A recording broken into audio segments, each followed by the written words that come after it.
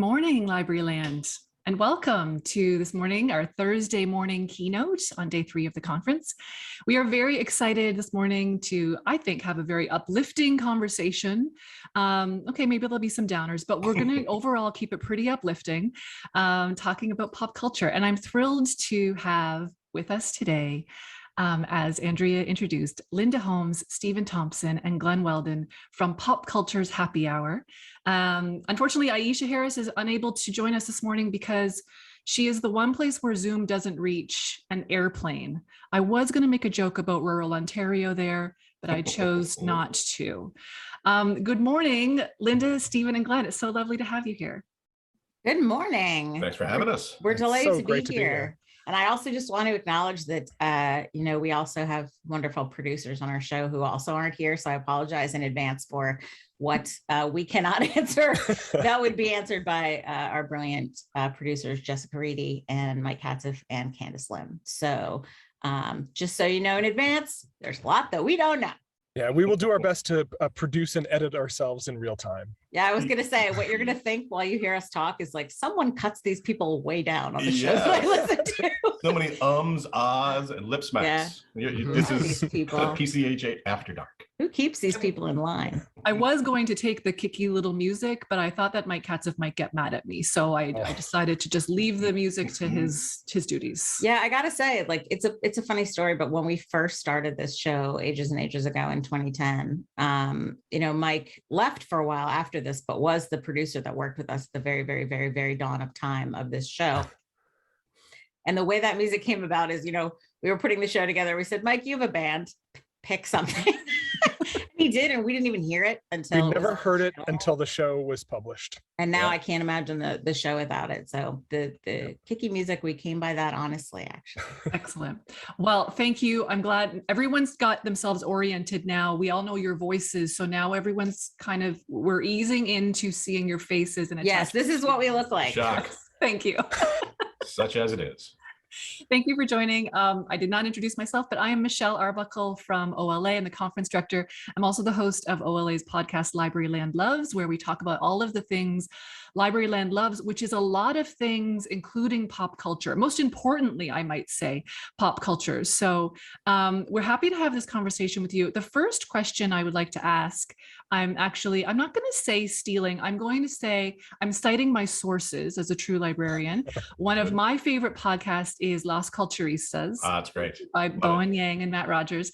And the question they ask all of their guests, which I will ask you, is when did you say, or what culture made you say culture was for you? And the way I interpret this question, and I'm actually very curious for those attending the session today, if you want to put in the discussion board the culture that you thought that first piqued your interest, or that you first identified with, that made you think, hey, there's culture in this world that's actually made for someone like me.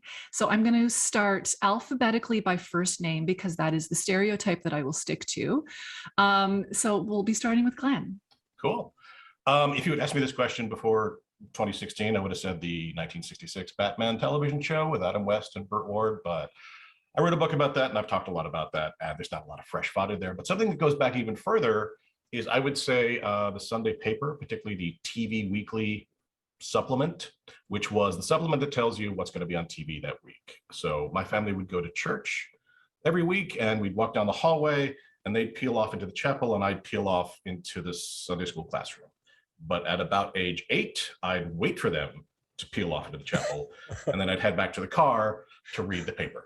And I would sit there and memorize what was going to be on every channel. And in my defense, there were just the 7, but still, I would memorize everything. And at the front of the TV Week was a listing of every movie that was going to be on TV that week. And it would be just very, very brief. It would be listing by channel and time. It would name the leads. You'd have a 1 or 2 sentence, very anodyne blurb, and then a 4-star rating. And I remember, if the movie was pretty schlocky, whomever was writing these blurbs had a pretty sardonic sense of humor. The one I remember, because I read it out to my parents and I just kind of internalized it, was for the brain from planet Aurus. And the blurb was, brain creatures from outer space mentally control a scientist's fiance's dog, period. Oh, that old plot, period. And I was like, oh, somebody in TV Week's pretty spicy. I like this. So that is meta as hell, but that's my answer. Interesting. I love that. Can I ask a follow-up? Glenn, were you a TV Guide fall preview issue guy? Like that big fat TV Guide fall preview? No, we stuck to the bulletin, the Philadelphia Bulletin, Linda. All right, all right, Yep. all right. I mean, before spreadsheets were a thing in my life, I remember making a chart based on Yep. that preview Yep. when I had to watch what. And yeah, that was a great time. Thank you for that, Glenn. For those in the Toronto area or Southern Ontario, Mark Daly's voice on City TV will come to mind. He would always do previews for shows and add some witty little thing that you were like, this guy gets it. This is my guy. Exactly. Thank you, Glenn. Linda. The earliest indication of sort of the desire to analyze pop culture in the way that I do now was probably when I was in college. I wrote a paper about portrayals of women in movie musicals because I was very heavily into movie musicals, and so I wrote about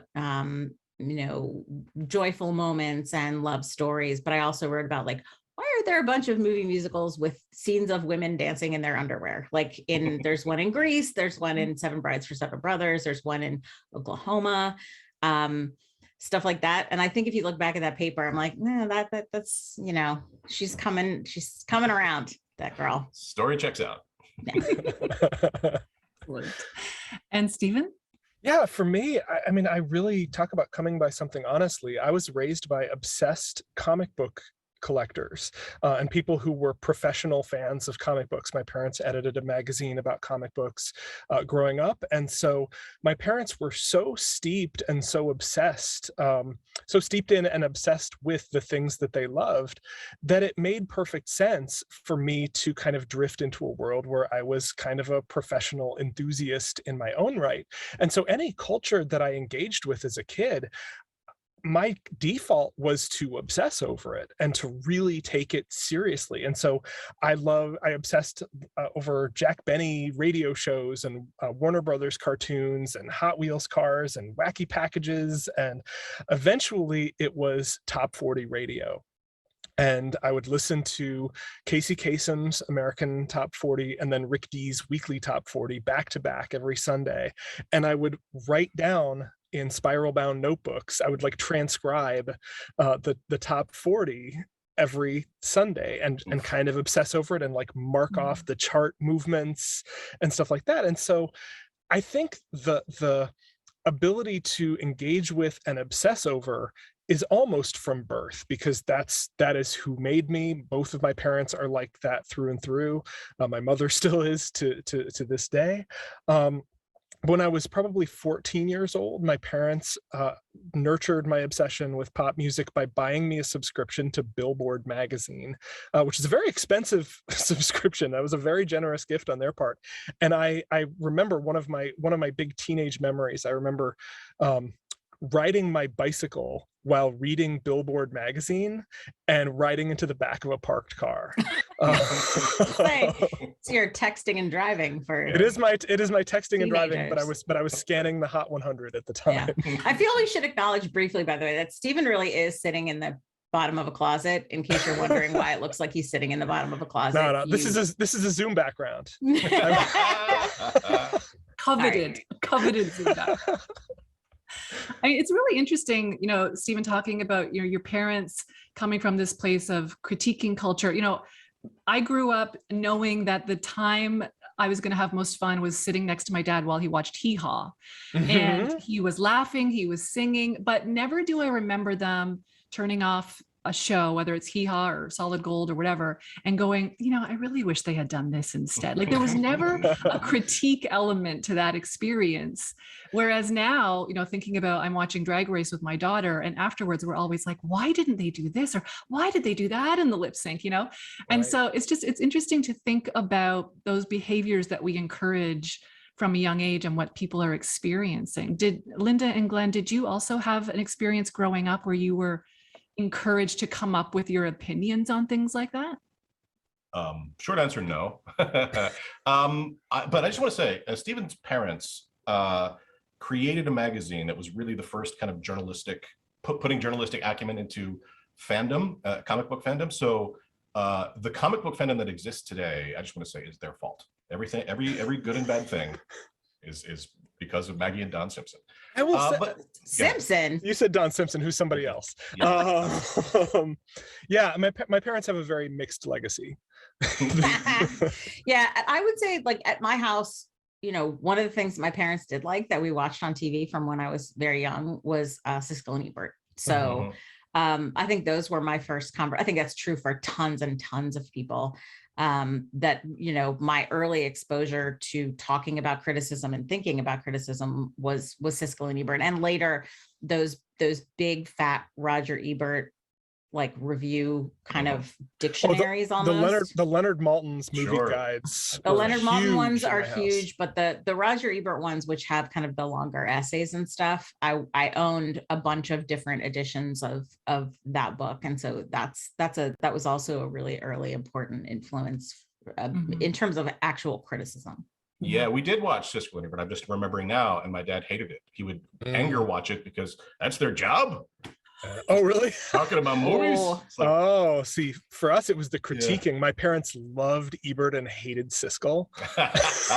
So This is fascinating.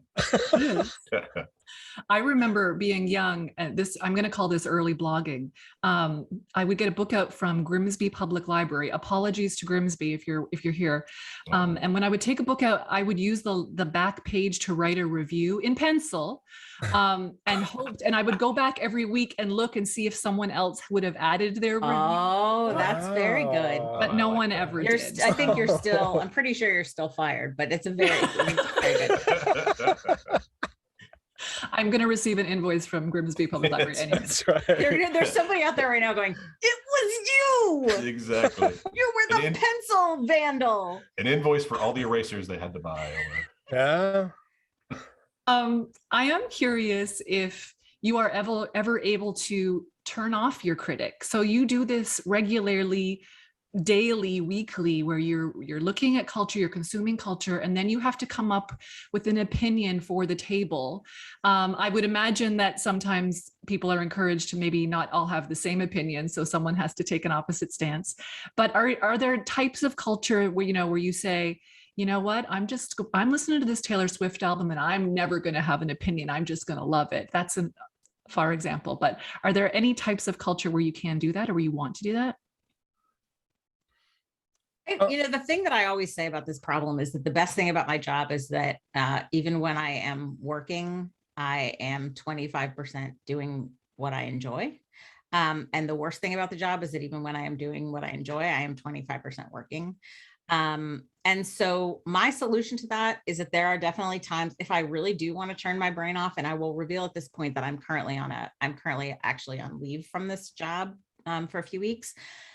And I really did need to stop thinking in job mode. So what I've been doing while I clean my house and do other things is watching endless old seasons of Say Yes to the Dress on TLC. There you go. And it's partly because it has no value in my job at all. Now watch me come back to work and be like, Say Yes to the Dress is important because, but it is sometimes Absolutely things will. like, students like, I see this feminist essay coming from that. Look, there's it is sometimes those things that have no like obvious value to the job. Those are the things that I really do relax with. Old, stuff I've already seen, stuff I know nobody's going to want to read about, stuff I've already written about a lot sometimes if I'm rewatching. So yeah, it does take some significant effort to get myself out of, that kind of busman's holiday kind of thing. Stephen, what about you? Yeah, for me, I mean, my family complains all the time if we go to the movies back in the olden times when we would all go to the theater together, and we'd start walking to the car and I would start peppering them with questions kind of processing what I had just seen, and it drives them nuts. The like, let's have a discussion about what we've just seen is not my family's favorite at all, but that is the part of my brain that is always working when I'm consuming entertainment. I have the exact same issue that Linda does in terms of the 25%, 75% split at all times. And my trick for getting around it is actually similar to Linda's, which is rewatching. Rewatching things that I already know I love has really taken on importance in my kind of self-care rituals. I will rewatch, old seasons of, like certainly any like heartwarming sitcom, Your Good Place and Parks and Rec and Schitt's Creek and Futurama, all the, all my old favorites that I love to rewatch. I'm rewatching them knowing that I'm not going to be talking about them. And I think that's a good way around it. Weirdly, with music, I really kind of mostly only like listening to new music. I don't very often go back and revisit old favorites as much as I probably should. So that's an area of my life where really I kind of prefer always discovering new things. That just gives me great joy. But with other forms of entertainment, rewatching is the key. I sit down and rewatch Arrival probably once a month. So that's so interesting. That is fascinating. I get so stressed out by new music. I mean, I feel like I have to orient myself to it. And it's like a pair of pants I got to work in, Yeah, I feel that. Yeah, that's interesting. If I have a familiarity with how something is constructed, or at least I think I do, like if it's a movie, play, book, whatever.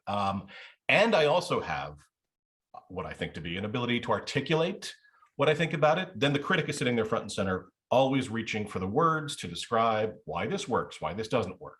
And if I'm not doing it for the show or to write about it, then I'm turning to my hapless husband on the couch and saying, see now, that was a reference to, and he hates it. Of course he hates it, just like Stephen's family. But because criticism isn't about having an opinion or engaging with the work. Everybody has an opinion, everybody engages with the work. Criticism is about being able to articulate it. So it's about engaging with others about the work, right? So when it gets to be too much, I will go see, back before the plague, I would go see like Alvin Ailey or the National Orchestra or the Hershen Museum here in DC, because I can have strong opinions about that stuff, but I do not have the vocabulary to articulate anything. I can form opinions, they're half-formed opinions. I do not know how they are put together. So I'm not sitting there just constantly trying to describe, to articulate, because again, the idea is to express that opinion that you have in a way that helps, right? That in some way contextualizes or delineates or argues for or argues against. And so I just surrender to media types of art that I just don't have the vocabulary to express. Mm-hmm. How do you get that vocabulary? Like, is it just exposure? Is it, because I know, Glen, in the research that I've done on all of you, I did my proper librarian due diligence here and did a deep dive in each of your backgrounds. So I know where the bodies are buried, let's say. No. But Glen, your background is you've studied marine biology. And so, I mean, there's not a real connection with the culture you're critiquing. Well, except with Aquaman. Yeah, I am living proof that studying something isn't how you become articulate or well-versed in it. Because I can right now go to an aquarium in a restaurant and go, that's a fish of some kind. That's pretty much where like I just don't have it. I mean, I think if I wanted to, I could take classes in music appreciation and art appreciation and get something like that, but I don't want to. I want to be able to surrender to stuff and have a pre-verbal reaction to things. Mm-hmm. And that's why I admire the hell out of Stephen being able to write about music, because I don't know a riff from a lick. Don't know, couldn't tell you, don't know what it is. And I don't want to know. But what Stephen and the people at NPR Music can do is express it without using jargon. And that's what's important. I mean, I have a music degree. My undergraduate is music, but I will say, Stephen, you taught me what a bridge is and when a bridge is good. So thank you for that. Hey, my point. I also I found this one interview with you, Glen, and I just have to read this one quote because I had a pre-verbal reaction to this quote. It was hilarious to me. You were talking about when you were studying marine biology and how the smell of rotting fish was a prevalent smell. And you say, every time I would take an elective course in the fine arts building, it's like I would walk in and smell the chalk, the books and leather, and it'd be like peacocks walking around down the hallways and people playing harps. It just felt like this is where I belong, which I thought was beautiful. Yeah, it was like walking from the set of Jaws into the set of, I don't know, The Paper Chase or something like that. Just some kind of richly bound leather, dark books, people talking about art and music and books. I knew why I was making a huge mistake, but I stuck with it for no discernible reason. That's great. All right, the next question I want to ask you about is, I've been thinking a lot this past, 2 years, I guess, about the algorithm and how information or culture is pushed to me, specifically on streaming platforms and that kind of thing, and just the bubble that I live in, the network that I'm in, the type of culture that is served up to me. And I'll say, it's been a couple of years since I think you all have made a real concerted effort to change up the voices at your table and to specifically bring in non-white voices to give a broader perspective to the audience on culture that's out there, which I think is fantastic. Thank you for that. So I'm curious, from your own perspectives, how are you exposing yourself to new culture and breaking the algorithm? How are you making sure that you're not just consuming what's served up to you? Well, I want to say, first of all, that the best reason to add a lot of new voices to the show, I mean, there's sort of like, yes, we absolutely wanted to expand the perspectives on the show, but also like the show is just much better with more people, different people, more people who are into different things. It's definitely very conspicuous that, as you said, we have added a lot of non-white voices. You can see that we are a pretty pale group. However, you also, from expanding that table, you get like people who are super into horror movies and people who are super into, rom-coms versus people who are super into, telenovelas or whatever. So it's been wonderful in a bunch of different ways. For me personally, I think the best thing that I've done in that regard is actually, it's one of the few things that I still like about Twitter is I follow a ton of cultural critics and writers and thinkers on Twitter, and through them discover things. Because the problem with the algorithm, of course, is that curation has never been less necessary or more crucial, if I can say it that way. So you don't need anybody to curate for you. You can certainly leave it up to Netflix or whatever, or Amazon or whatever, and they'll give you more of what you already like. And there's some value in that. And I think people kind of, you can decide like, hey, I don't need Roger Ebert. I don't need critics. I don't need anything. But to some degree, you wind up either going with algorithm or you go with crowd, sourcing. Like, I'm going to go see things that are rated on IMDb with 8 stars. The problem being, at this point, anything that can be gamed will be gamed by sometimes malevolent, bad faith actors. So good curation for me is incredibly essential, even though I could now live without it more easily, if that makes sense. So I really rely on those super smart critics and people like that I follow on Twitter. And one of the things that's wonderful about the voices that we've added to the show is that in many cases, they are people that I have already read for years and relied on to expose me to new things. And when we are able to include them in our show, to me, that's just like, I'm incredibly proud of that, but I'm also just incredibly kind of honored by that. Like, I think that's really fun and great. And it means a lot to me to be able to take our audience and help introduce them to, in some cases, people they already know, but they didn't know we knew, and in some cases to people that they might not know. So yeah, it's just an inviolate rule that anytime anything grows less monolithic, it grows less monotonous. Multiple voices are better, more perspectives, more takes, more insights, more, in the case of fiction or movies, more stories, a wider context, better, fresher, newer stories that haven't been told to death. And in terms of criticism, when those voices don't agree, that is empirically better. When we all move in lockstep, then you get to choose, you get to curate for yourself, you get to find critics that you vibe with, whether or not they share your particular circumstances. If they share your sensibilities, if they share your values, if they say something that you vibe with, or that you feel, I find this increasingly, if I feel kind of discomfited or implicated in what they're saying, then there's something real to kind of dig in there. Yeah, I don't have a ton to add beyond what Linda and Glenn said. I think the point of curating your own feeds, it is really, really possible to game your own algorithm to push yourself beyond your comfort zone. And we've had such an easy cheat code to do that because the show keeps adding these amazing voices and these really, really smart people, some of whom I was already fans of, some of whom I wasn't familiar with, but I'm now fans of. And it's just the most important thing you can do in this job is listen. Mhm. And so it's really easy to get into bubbles, and I think we all live in bubbles no matter how hard we try, but it's also, I think, easier than we think to expand them because social media exists naturally as a pool of people who are not necessarily already our friends.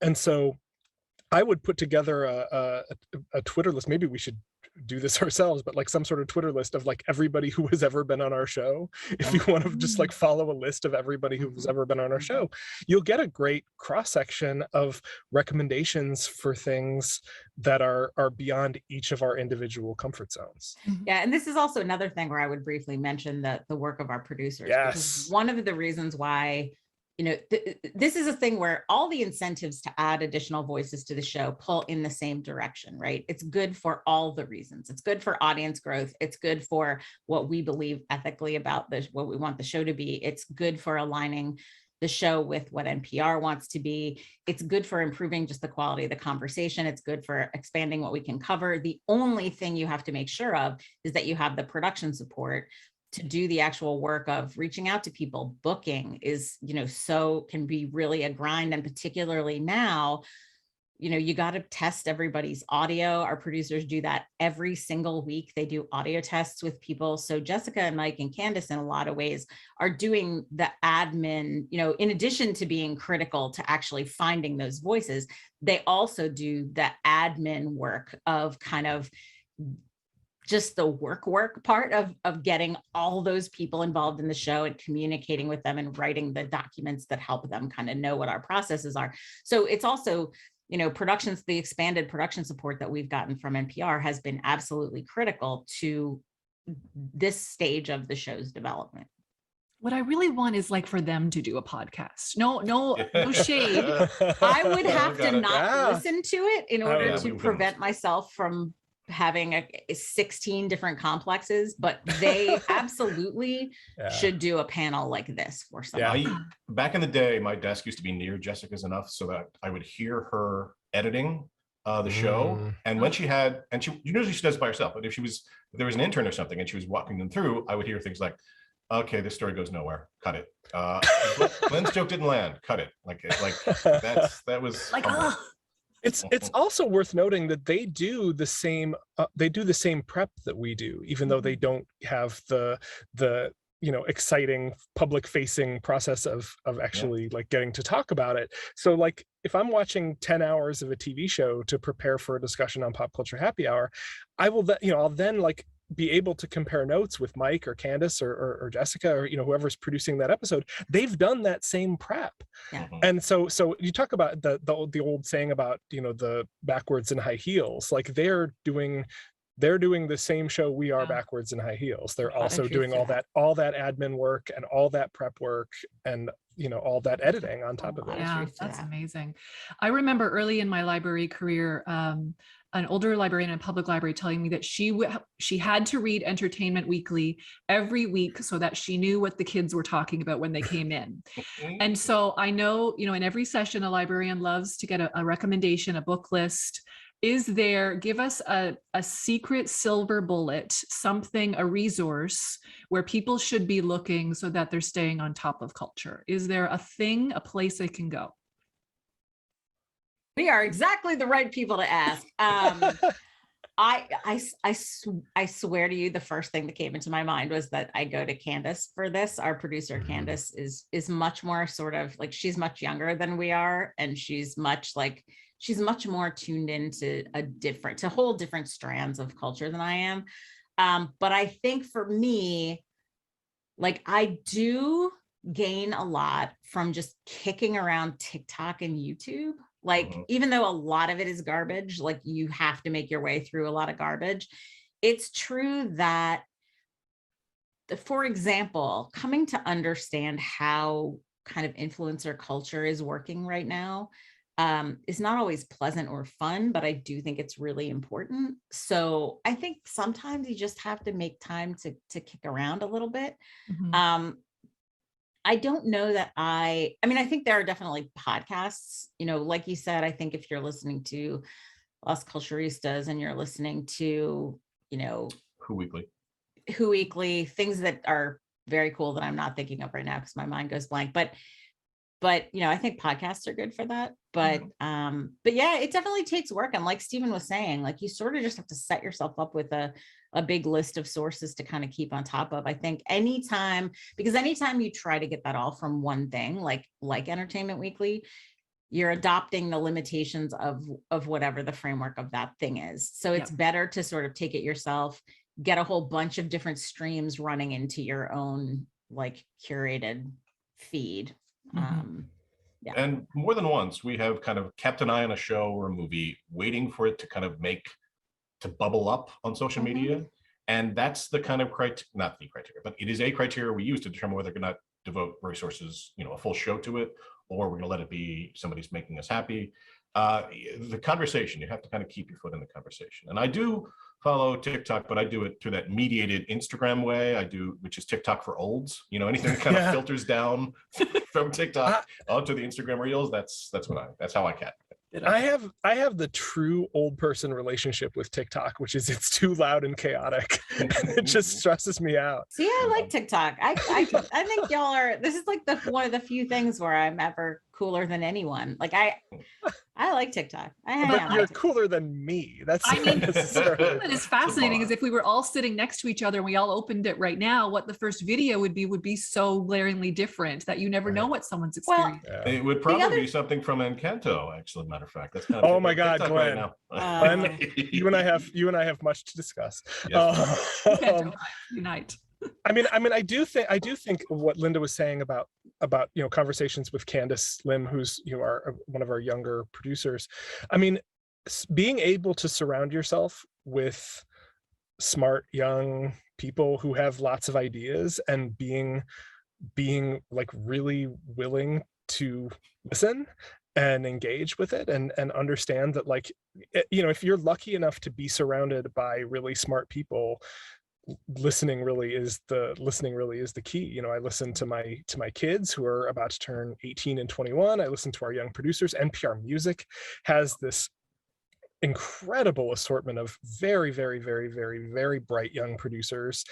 You know, and I spend a ton of time on Slack, sometimes just lurking and listening and trying things based on their recommendations. And obviously that's not always easily duplicated, except through things like following folks on Twitter. Right. So Thompson is arguing for tapping the vital life essence of the young.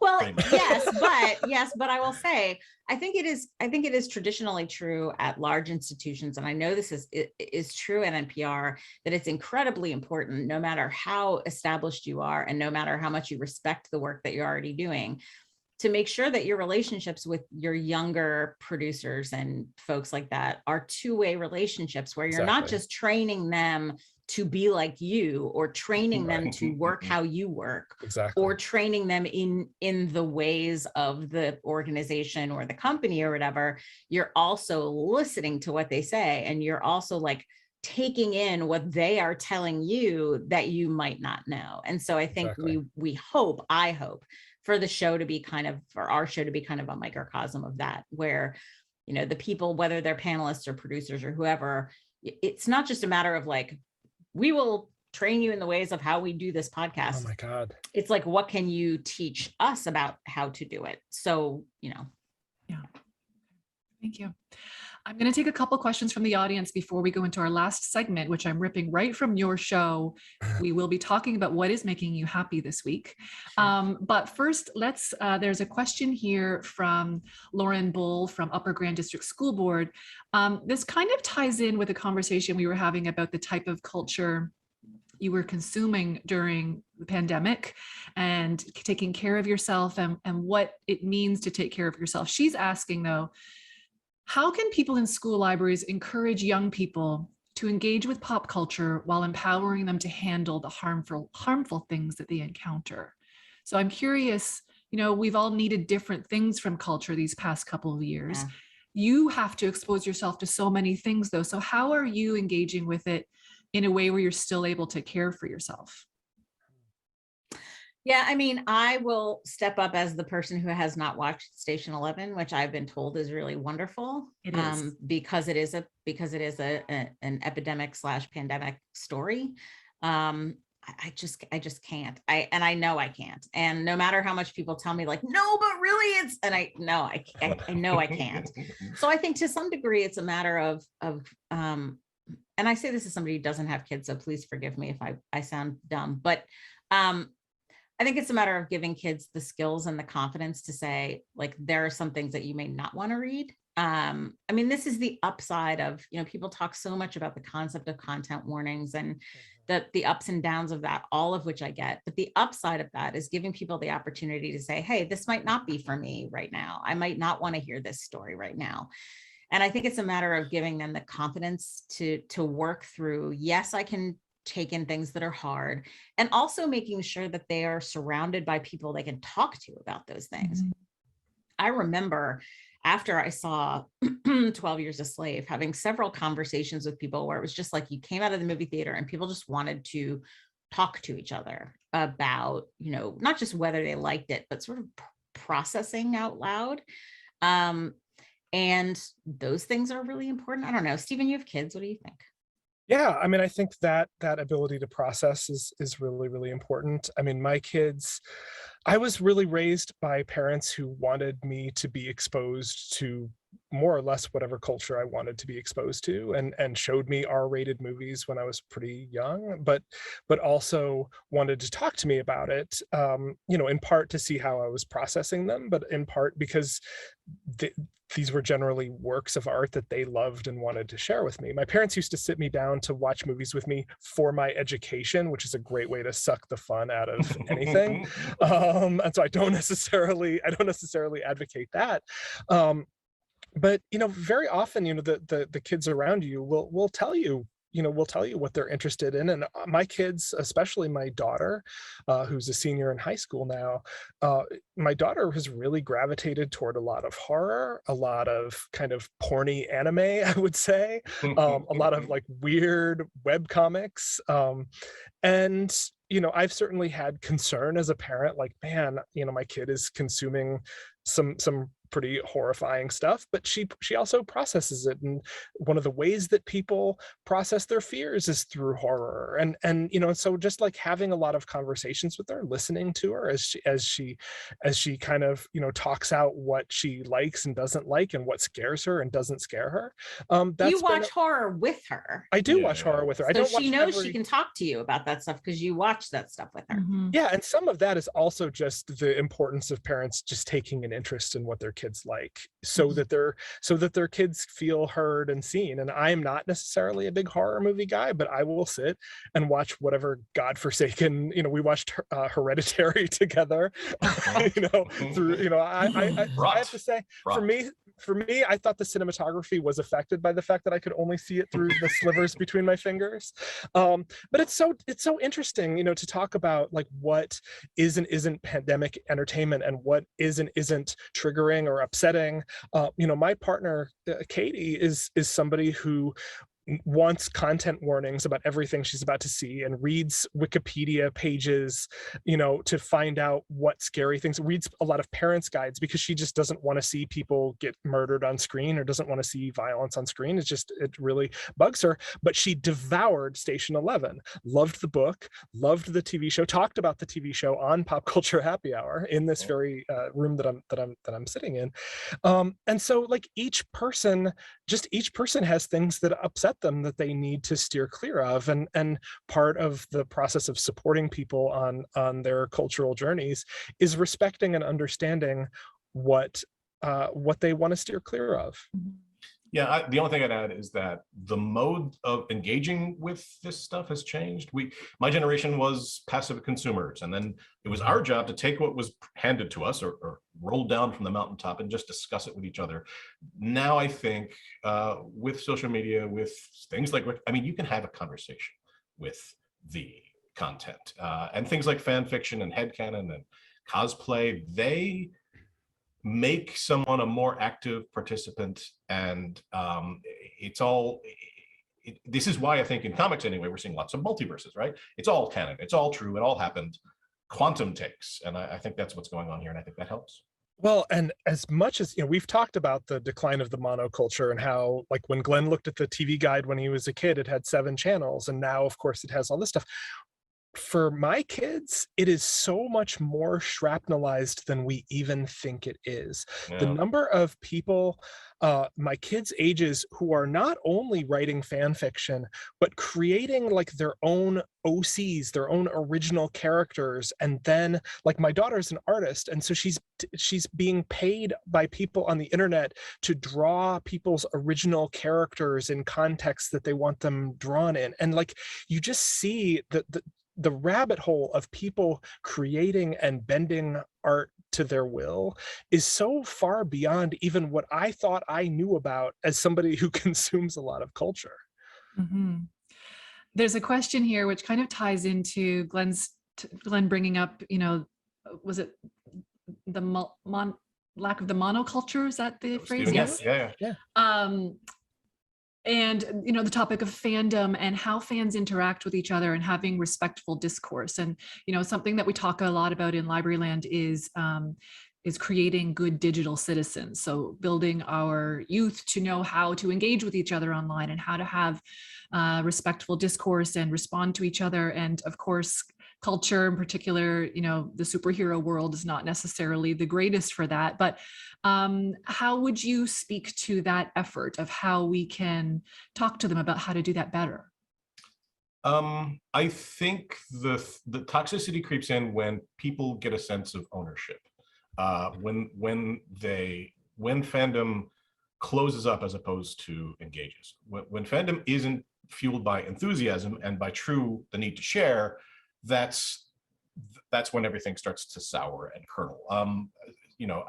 And something else is happening here where people are engaging with the characters and not as products of writers' rooms and story demands and things like that. They're developing these passionate relationships with these fictional beings, and that's inevitable, and that's part of it. And I would remember when I would read Television That Pitied Boards back in the day, and people get angry at Spike, and I would wonder why they're angry at Spike and not at Joss Whedon and Marnie Nixon and all these people. But then I realized they're having a hell of a lot more fun than I am. Yeah. Right. The only thing that I would add to what I think Glenn is very smart on this stuff. The only thing I would add is that I think as you teach kids about this, you just have to be very conscious of keeping in mind that when you take the attitude of like, well, open is always better than not open. Everybody should just kind of get out there and talk. And, you just have to sort of, get through it and learn from the costs of that approach are, and the kind of everyone should comment and talk and nothing should be, controlled. The costs of that are never borne equally by everyone. The costs of that kind of thing, and this is my experience of the internet, certainly, the costs of that are borne disproportionately by people of color, disproportionately by women, disproportionately by LGBT people. So you just have to make sure that whatever policy you're putting in place, that you're keeping in mind that the burdens of the toxicity of the internet are borne very unequally by different people. So it's just important, I think, to make that part of your thinking.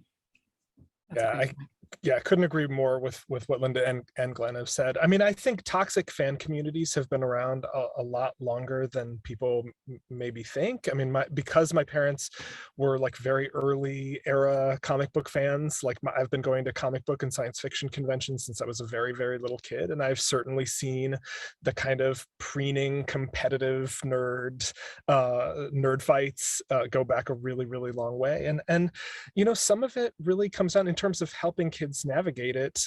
it's just understanding that that you don't have to accept abuse.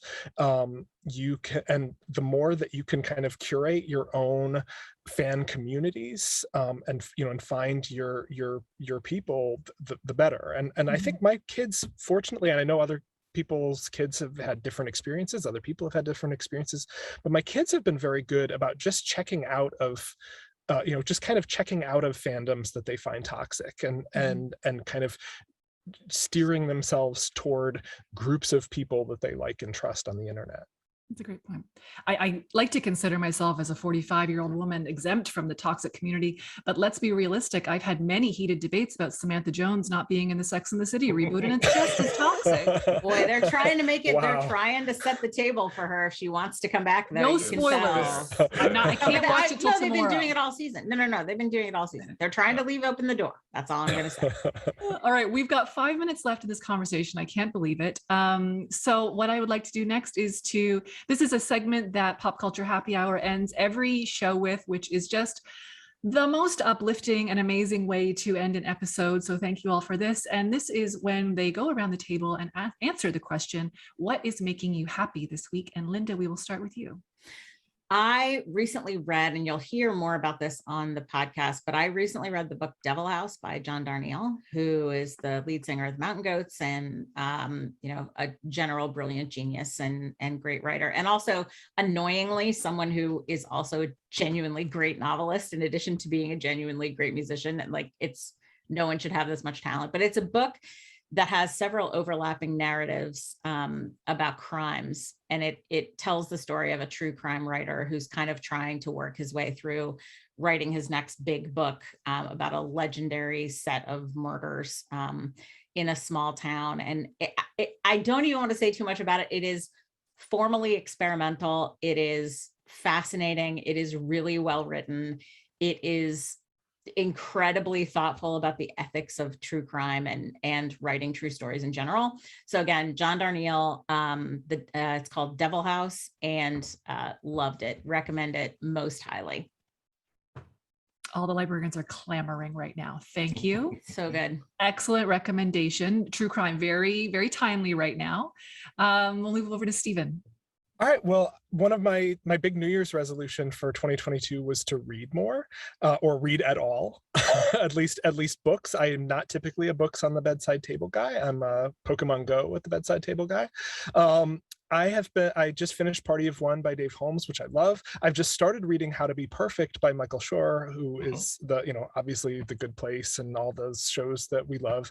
And it is delightful. I highly recommend it. A couple of TV recommendations. Somebody Somewhere is fantastic. We were talking about it, I think, on the show that publishes tomorrow, but Glenn and I know both love that show. Abbott Elementary, if you're not watching Abbott Elementary is phenomenal. It is one of those shows where you watch the first few episodes and you think, these are wonderful. I can't even imagine how good this show is going to be in its second and third season. I assume all the school librarians are on that one. I was just going to say, trigger warning for the school librarian. Yeah, it is definitely will give you all sorts of elementary school flashbacks, even if your only experience with elementary schools is having gone to them.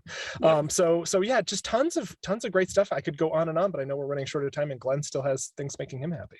All right. Mine is Severance. It's a 9-part thriller, dark comedy coming to Apple Plus on February 18th. Oh yeah, I saw that. Linda, I think you saw the first one. We're not quite on it. It is totally my jam. It's Adam Scott, John Turturro, Patricia Arquette going full ham. Scott's character leads a very small team of office workers who've had their brains surgically altered so that they retain no memory of their work when they're at home, no memory of their home when they're at work. So when they're at work, they have no idea who they really are. And that could go wrong in so many ways. It could be like about corporate culture, blah, blah, blah. It's not a satire of corporate culture writ large. It spends all its energy building up the weird culture of this particular company, the lore around it. Going to be a Glenn show. The way it rewards performances, the history of its founder, little Elon Musk, little Joseph Smith, little L. Ron Hubbard. Very funny, totally my jam. Gets weirder and weirder and weirder with each thing. You'll scream at the screen at the end of the 9th episode. My favorite thing I've seen in a while. Severance, coming to Apple Plus. Nice. All amazing suggestions, recommendations, things that will have made you happy, hopefully will make us happy as well.